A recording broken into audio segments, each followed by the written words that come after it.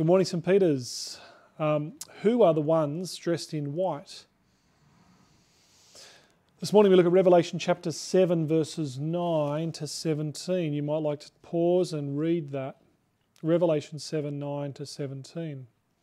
We look this morning at the overcoming of judgment. The overcoming of judgment. Yesterday we saw the restraint of judgment. Judgment was held back so that God's people could be protected, and also the full number of God's people would be brought into the kingdom.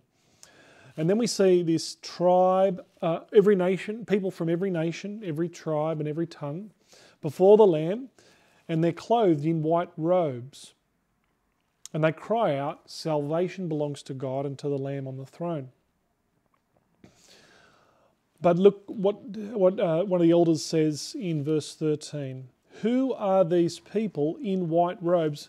Where did they come from? So we have the picture of the throne, and around the throne, remember, there are 4 living creatures, and then there are 24 elders.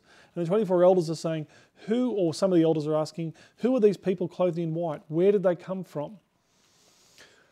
Well, earlier on in Revelation, we see in chapter 3, verse 1, I think it is.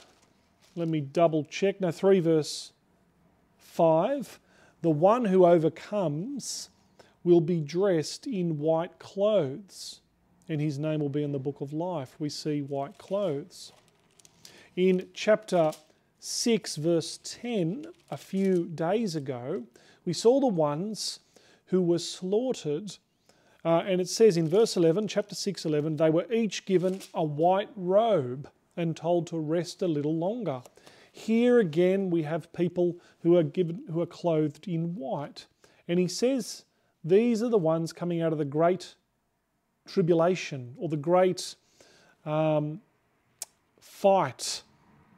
And they've washed their robes and made them white. These are those who are prepared to die for Jesus. This is not saying that every Christian has to be a martyr, but it's saying they're prepared when it comes, because this book is written, people who are pressured to compromise worship of the true God, and they have to actually, some of them have to die for their faith.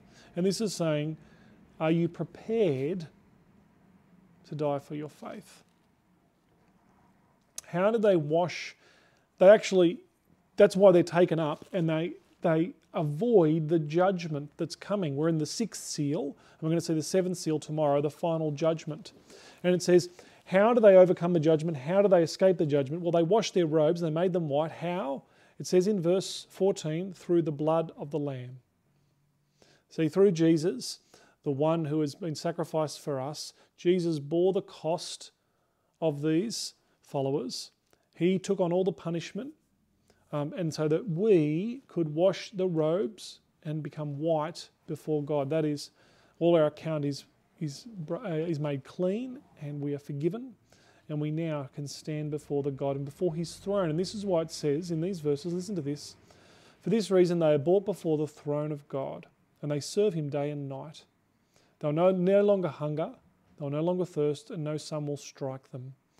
They sit before the throne of God with heads held high, and they can do that because they've been washed clean by what Jesus has done, and they've been forgiven.